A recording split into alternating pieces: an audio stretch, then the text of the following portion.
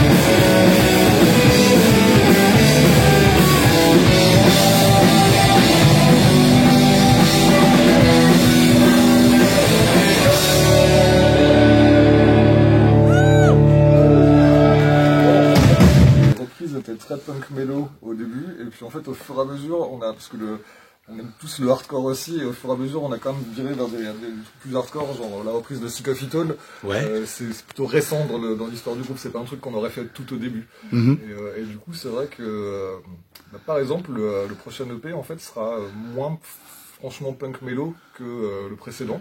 D'accord. Enfin, c'est le sentiment que j'ai, il tire un peu plus vers On va faire des sonorités un peu plus hardcore des fois, et je pense que ça va être un bon mélange. Ça, c'est dû aussi au changement de chanteuse, à votre nouvelle chanteuse Marie, qui a peut-être plus de, enfin, une différence dans l'approche de ses chants. Je connais pas les goûts de Giada, du coup, Oui, l'ancienne chanteuse. on parle de toi. C'est sûr. mais oui, c'est vrai que clairement, j'ai plus une inclinaison vers le hardcore et j'ai travaillé plus cette voix-là, donc c'est clair que ça s'y prête un peu plus, quoi. Après, ça s'y prête un peu plus, mais on n'oublie quand même pas les morceaux. C'est pour ça que quand Mathias il disait ça, j'étais là. Oui et non en fait. Parce qu'en fait le nouveau EP, il a des morceaux qui, en fait, je trouve que c'est beaucoup plus panoramique et beaucoup plus tranché. C'est-à-dire que les morceaux, les nouveaux morceaux, ils sont beaucoup plus hardcore, ils sont hardcore. Voilà. Et par contre, quand on fait des morceaux mélos, ils sont plus mélos en fait, ou plus voilà. C'est vrai. Voilà chaque style est plus affirmé. Ouais, c'est ça. Chaque morceau en fait, chaque morceau va être peut-être plus affirmé à un moment donné. Voilà, et c'est clair que Marie, voilà, nous ramène, voilà, ce côté. En tout cas, elle a aussi. Je veux pas parler pour elle, mais on sent bien qu'elle voilà, elle est à l'aise avec le côté un peu plus rentre dedans, et c'est pas pour nous déplaire, hein, de loin pas. Donc on adore ça aussi. Donc ça nous permet voilà d'exprimer un panel du punk hardcore qu'on aime bien en fait. Dans ce qu'on écoute depuis toujours, quoi. Ouais. Sans éliminer les côtés un peu clean, un peu mélo, ouais, justement, et ça c'est cool, il y a un peu de tout et c'est sympa. C'est clair.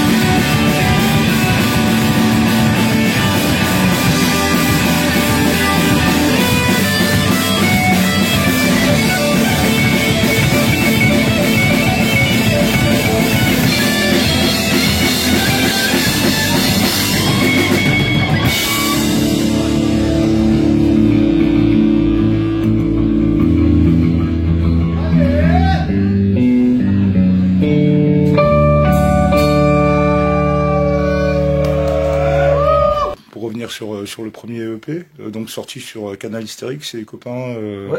Le prochain aussi, il va sortir sur Canal Hystérique. Ouais, il y a moyen en fait. Voilà, en tout cas, ils sont motivés. Après, c'est vrai qu'il y a la team, ils sortent beaucoup de choses, ils sont hyper actifs. Voilà, donc du coup, il faut un peu de temps. Voilà, et puis tous les groupes sont toujours un peu pressés. Voilà. Il y aura probablement une release numérique sur les plateformes avant la release. Ouais, c'est ça. Du coup, le CD sortira chez Canal Hystérique, mais ce sera peut-être en décalé, quoi. Mais c'est pas grave. Non, mais après c'est pas grave, et puis c'est important. Voilà, nous ça nous fait plaisir, voilà, voilà, qui nous fassent confiance, et puis eux, ça les fait plaisir, ça leur fait plaisir, voilà, de soutenir, voilà, je pense des groupes de ce type, avec ce type de philosophie, quoi. Ouais. Voilà, donc, du coup, ils ont dit récemment qu'ils étaient avec nous. Ouais, c'est ça. Et puis on a bien aimé collaborer avec eux aussi sur les concerts sur lesquels ils nous ont programmé, quoi. À Épinal avec Toxic Waste, ouais. Dijon Skate Shop et au Solar Punk Fest, c'était vraiment très sympa, quoi. Ouais, voilà, c'est de toute façon une asso, voilà, qui est hyper engagée, voilà, dans le développement de groupe et de la scène. Donc voilà, donc moi je suis ravi de collaborer avec le vieux Steph et compagnie. Donc ce second EP, il n'est pas encore enregistré quand même. Il est enregistré. Il est enregistré, d'accord. Donc c'est... En ce moment, je pense que Christophe Culon est en train de bosser d'arrache-pied, vu à cette heure-ci, sur le mixage. Non, mais plus sérieusement, ouais, il est en train de mixer, là, on est en plein dedans. D'accord, ouais. Ah bah c'est un putain de scoop. Ouais. Merci les gars. C'est pour marcher noir. Il devrait sortir dans pas trop longtemps. Au printemps, on va dire. Dès que c'est prêt, au printemps. Pas se mouiller. Avec un clip aussi, normalement. Pour en revenir au premier EP vite fait, vu la pochette qui était hyper jolie, vous aviez l'intention de faire un 45 tours, j'imagine. Enfin, un objet comme ça. Ouais. Alors c'était une intention qu'on avait, en fait. On avait à la base le plan, ça aurait été de dire on sort un deuxième EP et plutôt que de le sortir seul, en fait on prend les morceaux du premier EP, du deuxième et on sort un vrai vinyle, genre un truc qui pète. Mais avec le changement de chanteuse, avec l'arrivée de Marie, le départ de Jada, en fait ça s'y prête moins. Ouais. Donc pour l'instant le vinyle n'est pas encore à l'ordre du jour, mais clairement c'est une idée qu'on a toujours derrière la tête. Moi c'est plus qu'une idée en fait. Ouais, ça se fera. Ça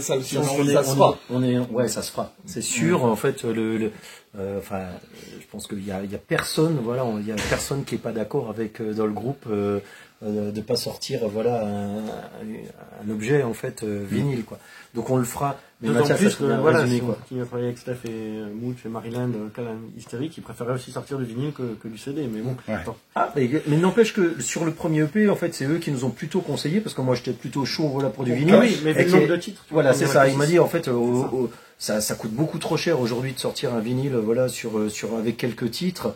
Et attendez d'avoir plus de morceaux, ça sera entre guillemets beaucoup plus rentable, voilà, vu le prix aujourd'hui de pressage d'un vinyle, quoi. Il y a un autre truc, c'est que le fait de le faire un CD au format cardboard sleeve, en fait, ça leur permet aussi de le vendre à prix libre. C'est ça. Ce que je trouve plutôt cool dans l'idée, et ce qui n'est pas très réaliste avec un vinyle. Donc du coup, je pense que c'était cool de faire ce premier CD comme ça, en fait. Oui, c'est ça. Ouais. Aujourd'hui, effectivement, le démat et les plateformes, voilà, c'est incontournable.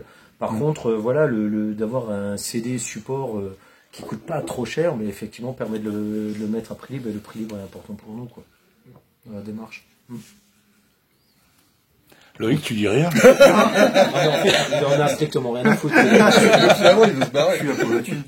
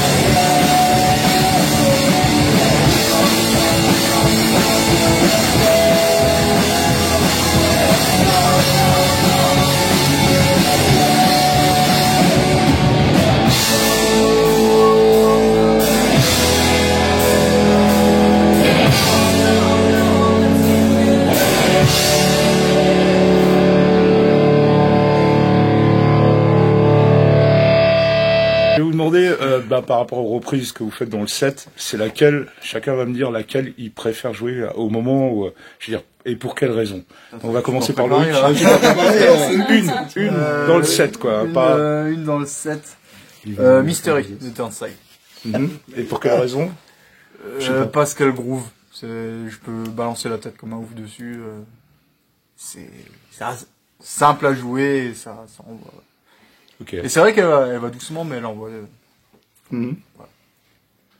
Ouais, j'avoue que après c'est difficile ta question parce qu'en fait quasi toutes les reprises je les aime plutôt très très bien. Ouais. Tu vois, donc tu parlais de 7 secondes forcément, tu vois, mais effectivement Turnstile Turnstile il est excellentissime. Effectivement, c'est un morceau super simple. Par contre, il est mortel en fait à jouer quoi. Donc j'adore, mais Bouncing Souls, voilà, ça, je pense que ça reste certainement le morceau que je préfère. Voilà, mais c'est compliqué. Ouais. Oui. Ouais, pour moi, ce sera American Jesus. Oh, bah dis donc! Quelle surprise! Et pourquoi donc? Dis donc! C'est mon groupe préféré, quoi. Musicalement et au niveau des textes. Oh, bah dis donc! Le groupe que j'ai vu le plus en concert. Je les ai vus en Suède, en Suisse, en Allemagne. Plusieurs fois en France. À Célestat. Et à Célestat. Grâce à Laurent. C'était 2011 ou 2012? Avec The Boring. Groupe Colmar, je sais plus. Ah oui. Salut. C'était le même jour. Salut les Boring. Petite dédicace au passage. Oui, voilà. Alors, on la joue pas ce soir, mais on a commencé à la travailler avec Marie, donc le prochain concert, on la joue. Yes. Ok. Cool. Apparemment, il n'y a pas le choix. Ouais, ça a l'air plus clair. Moi, je pense que ça va être True Believers, du coup, Bouncing Souls. En fait, en répète, c'est peut-être pas celle que je préfère jouer, mais sur scène, je sais pas, elle me file toujours un smile et je trouve que ça marche vraiment bien. Ouais. Je suis désolée, c'est pas original, mais Mystery aussi de Turnstile. Il y a quand même un sacré consensus sur la nouvelle école. Mais le drop, il est trop bien. Le sample au début, tout est vraiment sympa. Et puis même Turnstile, de manière générale, j'adore ce qu'ils font. Voilà, c'est vraiment un consensus quasi général. Donc, voilà.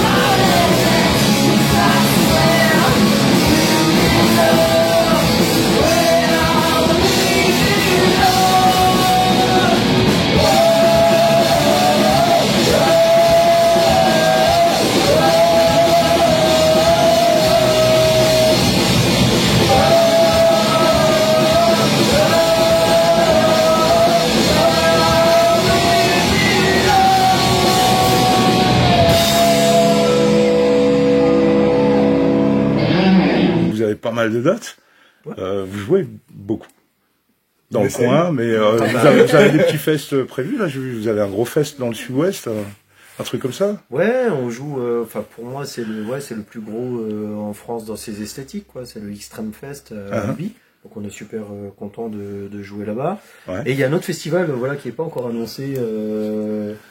On va jouer. Je peux pas le dire. Ah, suffit. Je peux pas le dire. Tu lâches un truc, mais qu'est-ce que je fais avec ça? Mais ça va être un gros truc. On est super content. Ouais. L'annonce est quand? Parce qu'au moment de la publication... C'est le 14 mars. Ça dépend quand ça tranquille, ça sort cet été. Milieu de semaine prochaine. Ah merde. Ah ouais, non. Ok. Mais en fait, on a commencé à travailler avec Rocking Dogs pour le booking. Et du coup, je crois que c'est la première date qu'ils nous ont trouvé, ce gros fest. Et franchement, ça fait super plaisir. Je pense que ça va être super cool. On en dira Parce qu'il y a plus deux gros groupes de punk rock américains qu'on reprenait. Ils ont la fiche de spécialité des charades. Et en fait, ce qui est plutôt cool en fait dans cette histoire, c'est que c'est un peu le coup de cœur du programmateur, quoi. Il a chaque année un peu des coups de cœur sur des groupes, et il vient de la scène punk rock. Voilà, donc du coup, on fait partie un peu de ces coups de cœur, voilà. Ça fait super plaisir. Et ça fait super plaisir parce que c'est un truc qui est énorme, quoi. C'est un fest vraiment énorme. Et donc voilà. Donc, mais hormis ça, voilà, il y a effectivement, je reviens sur l'Extreme Fest. Pour moi, ça fait super plaisir, voilà, que David, voilà, nous fasse confiance et nous fasse jouer. Tout le monde connaît David de Dirty Fonzie, voilà, de la Sopolux, voilà, qui organise le Extreme Fest. C'est un festival vraiment qui nous correspond, quoi. Donc on est content, quoi. Leur prog est super qualitatif tous les ans. À chaque fois, je trouve que toi, tu parlais de taille, tu vois, c'est un des gros dans ce genre-là. Mais en fait, surtout, je trouve que c'est en termes de street cred, ça se pose vraiment, leur prog est vraiment cool, quoi. Oui, carrément.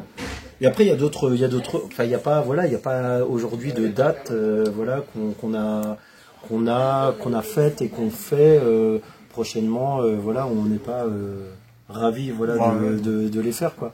C'est vrai que on dépense pas plus d'énergie que ça et ça se passe plutôt pas trop mal. Donc voilà, donc on est plutôt assez content de la manière dont. Et puis Thomas aussi et Lolo de Rocking Dogs qui nous ont fait confiance, voilà, là-dessus. Ils bossent le truc et ils y croient, donc c'est plutôt cool, quoi. Ça c'est pareil, ça fait super plaisir. Il y a une tournée sympa qui se profile aussi à l'automne. Ah, mais ça on peut le dire.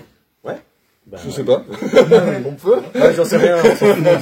Non, en fait, on doit faire quelques dates. Il nous a placé en support de Peter and the Statue Babies. Excellent. Donc voilà, c'est plutôt cool. En fait, c'est quand même un vieux groupe à l'ancienne, mais qui est un marqueur aussi de l'histoire, du punk anglais. Les mecs ont commencé en 78, quoi. Ouais, voilà. Donc on est content de faire, d'être support sur quelques dates avec eux, quoi. Ouais, carrément. Ça va être cool, quoi. Voilà, donc il y a plein de petits plans comme ça, voilà. Ça c'est quand, ça? Ça c'est au mois d'octobre. Ouais. Ok. Voilà. Plutôt cool. Voilà. Carrément. Et en attendant, on a quand même des créneaux libres, donc bouquez-nous, faites-nous jouer, on vient, on est cool. Ça marche. Voilà. Bon, on va conclure. Petit mot de la fin pour chacun d'entre vous. En plus, on demande même pas de la Weizen, hein. Genre, nous, on est. T'as vu? Ça nous va. T'as le budget. Non, c'est bon. Par contre, ça et la prostate, ça fait pas bon. Ah bon? Punk et canette. Ça me rappelle un truc, ça, pas croquer canette. Ouais, c'est bien. Merci. Merci à vous, les gars. Merci, Abel.